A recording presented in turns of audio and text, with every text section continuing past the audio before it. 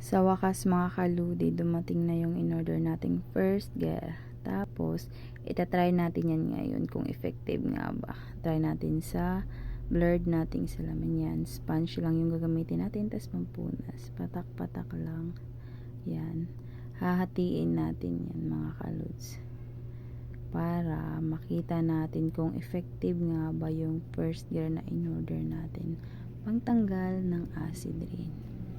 So, ayan. Tapos, sprayan natin ng tubig. Yan.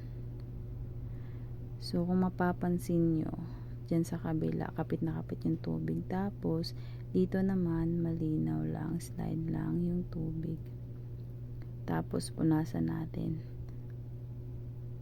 Tapos, yung kailangan nating pampunas is 2 para ma-polish na mabuti. Ayan mga kaluds.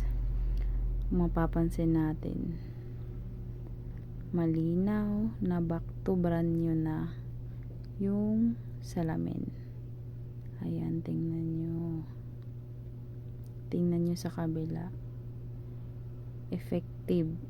Super effective ng first gear acid rain remover. Tingnan nyo, back to brand new na. Tingnan nyo yung before and after mga kaluds. Sobrang effective niya. Kaya mga lods, ano pang hinihintay nyo? Click my yellow basket. Thank you!